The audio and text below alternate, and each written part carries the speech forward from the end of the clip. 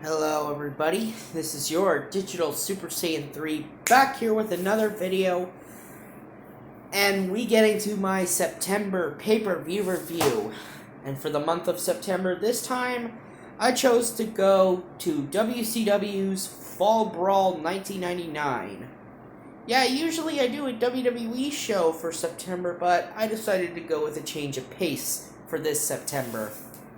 So yeah, I'm doing Fall Brawl 1999. Took place September 12th, 1999 in Winston-Salem, North Carolina at the Lawrence Joel Veterans Memorial Coliseum.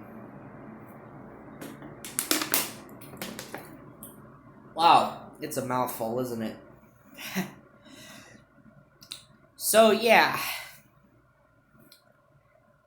Anyway, the show revolves around a theme, well, mainly with the main event, surrounding who do you trust as Sting takes on Hulk Hogan for the WCW World title. That's right.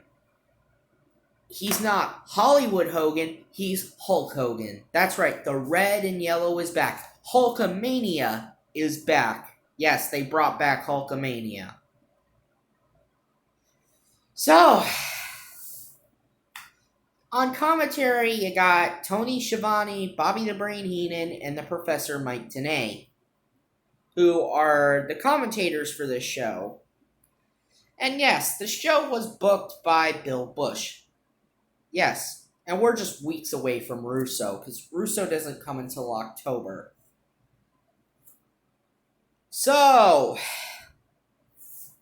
our first match on the show was a six-man tag match as the Filthy Animals, Billy Kidman, Eddie Guerrero, and Rey Mysterio Jr.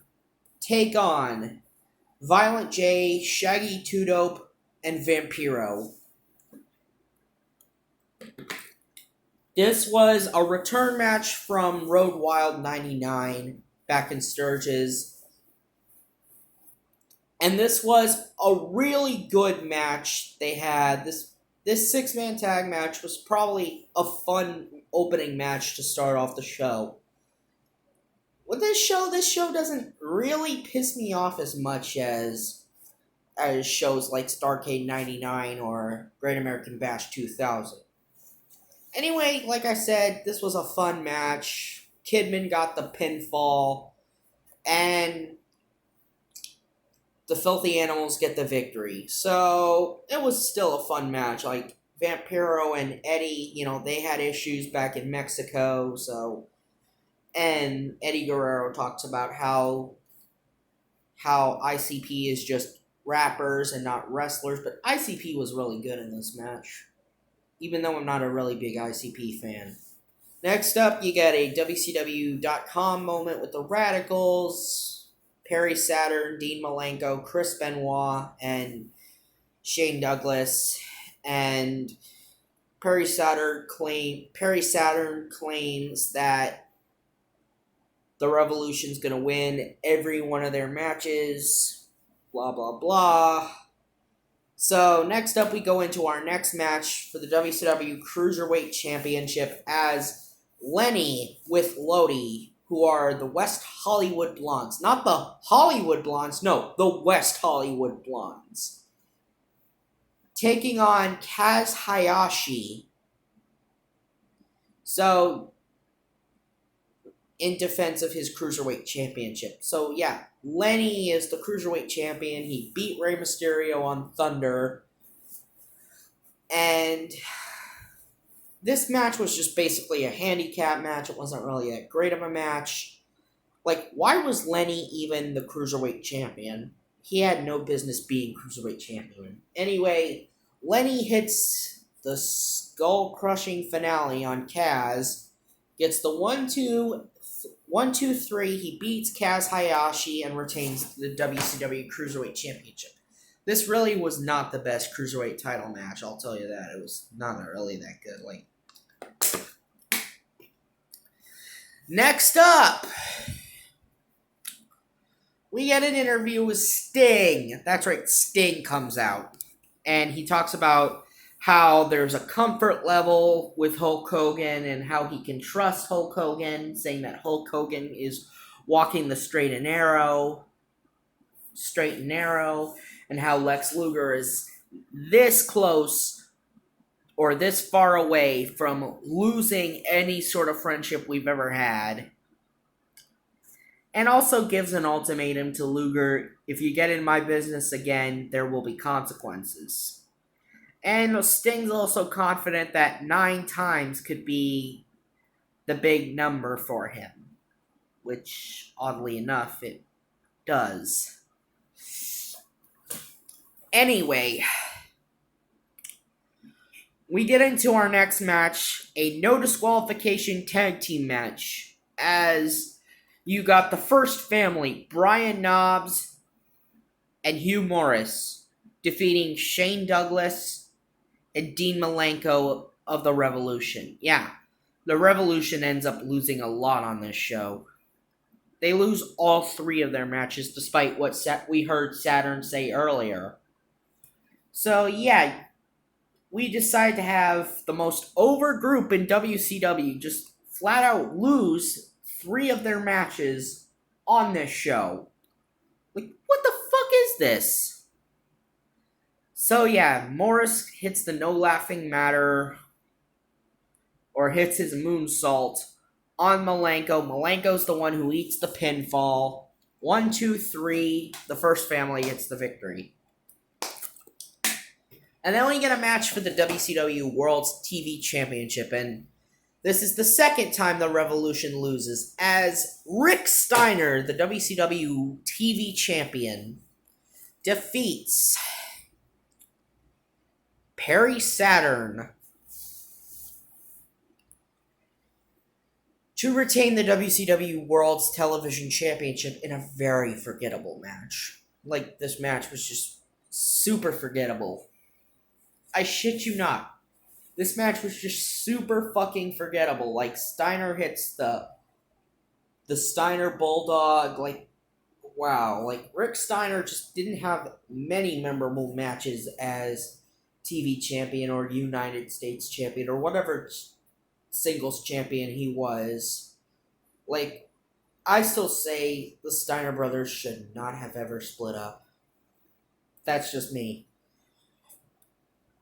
So yeah, next we get an interview with Hulk Hogan, and Hogan is basically talking about friendship aside, that once this shirt comes off and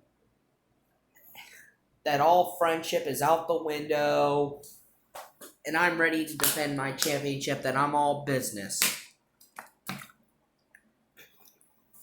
Yeah, thanks, Hogan.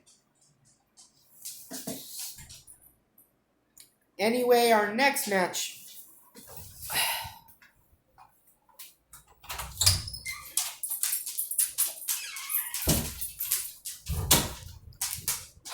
Well, I got a co-host.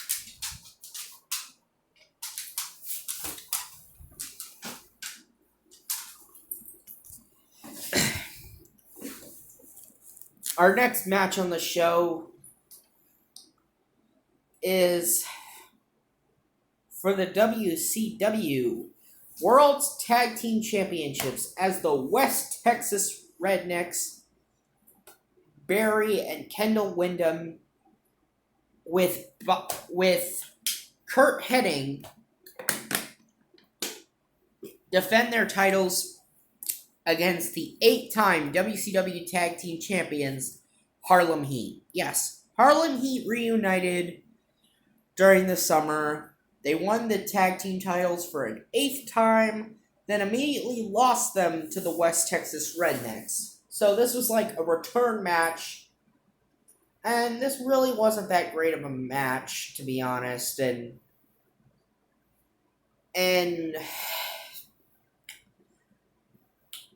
Booker and Stevie get the victory. They become 9-time WCW Tag Team Champions. It was also the very last time that Harlem Heat would win the tag team titles. Yeah, they would win it for a 9th time, but we would know. But of course, they would eventually lose it to they would eventually lose it to creative control. Next up, we have Berlin with the Wall. That's the Wall! Yes, the Wall debuted as Berlin's bodyguard. Yes, this was actually Alex Wright, but with darker hair and facial hair. And he also had sunglasses. So no longer is he Alex Wright, the dancing fool. So yes, you got Berlin taking on Hacksaw Jim Duggan. Yeah, so he's taking on Jim Duggan. Originally, he was supposed to face off against Buff Bagwell, but since Buff Bagwell didn't show up, he ended up having to face Jim Duggan, and this match was really craptacular. Like, Duggan just no-sells Berlin's offense, or Alex Wright's offense. And yes, the Wall is the only one that kind of did some damage. And yes, Berlin ends up winning this match with a reverse neck breaker. He got the 1, 2, 3, and then Buff Bagwell, moments after the match, he comes out after explaining that his plane got delayed. Yeah, his flight got delayed, and that's the reason why Buff Bagwell was late. And yeah, he had a moment with Duggan, and Duggan's just giving him the stank eye. Nothing more to be said here.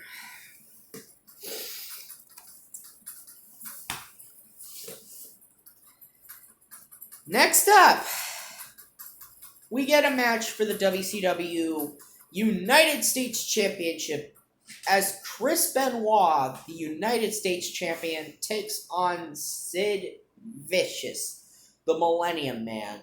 And Sid, when he came back, he started coming up with this undefeated streak, and he's like 75-0 now, or I think he was 79-0.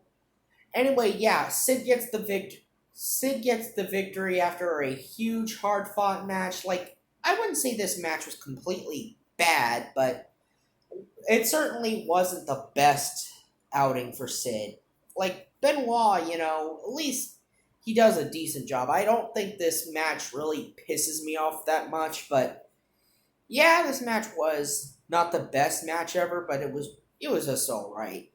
Anyway, Sid gets the victory by powerbombing Benoit after Benoit misses his diving headbutt, and Sid becomes the new United States Champion. Next up, we get Goldberg defeating Diamond Dallas Page. This was a rematch from Halloween Havoc 1998. Except this time DDP is more of a vicious heel character, and he's got the Revolution, or not the Revolution, I mean the Jersey Triad, So yeah, he's got his boys, the Jersey Triad, which was Bam Bam Bigelow and Canyon. They ended up coming out to help DDP. They ended up using weapons, and Goldberg manages to fight all of them off. And Goldberg gets the victory on this show, just like his match at Halloween Havoc, except this wasn't as good as the match from Halloween Havoc 98, but still Goldberg gets the victory, so nothing more to be said. Now we get to the main event itself. Who do you trust?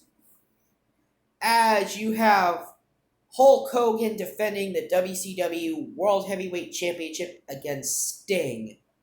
And right before the match even starts, you have Bret Hart coming out to ringside. Yeah, that's right. Bret Hart came out, basically guaranteeing that he would be next to challenge for the world title. So, the match between Sting and Hogan was on for the world title. And so far, it's been going good. Nothing more to be said here. And then We've been getting appearances by Diamond Dallas Page. Yeah, Diamond Dallas Page showed up, even though we just saw him in his match with Goldberg. Diamond Dallas Page gets involved, Sid Vicious gets involved, and even Lex Luger himself gets involved in the match, and he slid Sting the baseball bat, and Sting nails Hogan with the baseball bat, and Sting gets the victory and becomes the 9-time WCW champion. And I gotta say, this was really a real weird ending. Like, why the hell did they turn Sting heel? What makes Sting a fucking heel? Yeah, that's probably the biggest and dumbest thing they've ever did, but not nearly as dumb as Goldberg's heel turn. This heel turn for Sting didn't piss me off nearly as much as the one for Goldberg. But still, it was fucking stupid they did this. No one wanted to boo Sting. Nobody. Bill Bush had no business even booking a wrestling show.